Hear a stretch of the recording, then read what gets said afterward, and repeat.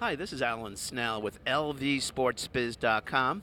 I'm with Rashad Evans, Hall of Fame UFC, which, by the way, congratulations on your induction last night. Thank you very much. It was a special one. I brought the house down literally with the with the earthquake and everything. You ID'd the earthquake right off the bat. Yeah, that was kind of crazy. I don't know how that happened. I guess it just, I don't know. It just kind of came to me. Today, one of the headliners is Amanda Nunes versus Holly Holm. Both have an interesting link. They both really knocked out Ronda Rousey pretty easily and soundly. And I'm wondering, Ronda Rousey was such a mainstream figure. She went into movies, and I'm wondering, what do you think UFC can do to make this UFC product more appealing to mainstream America, especially women? Well, I think they're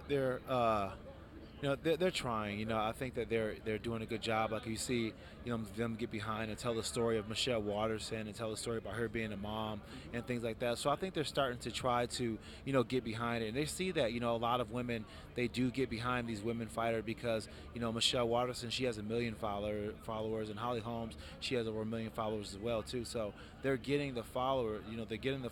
And here's the thing, here's the difference between the women and the men. The women actually sell product. People follow the women and actually buy what the women are selling versus what the men do.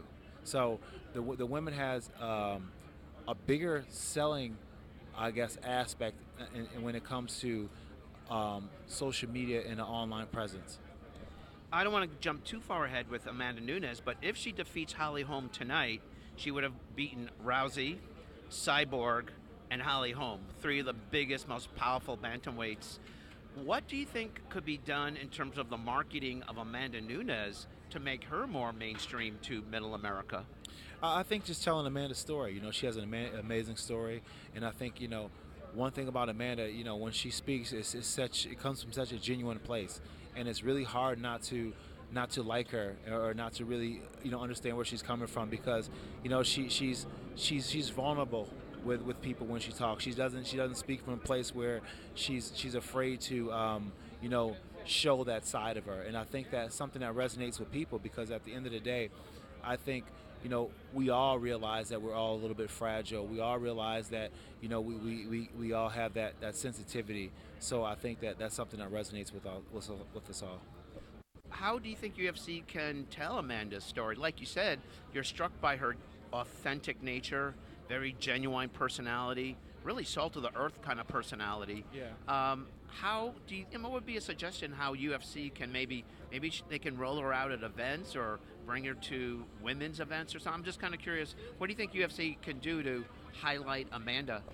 Well, I mean, I feel like they've already started to, I guess, tell a bit of a story. They're starting to get more involved in the community. The part of the gay community and things like that. With the We All Are Fighters. Right. They're getting involved with that, and I think that's something that's a great. few years ago during this particular week, they actually did have some, I think, gay rights awareness Yeah. with the Gay Center here right in Right. Las Vegas just a few years ago.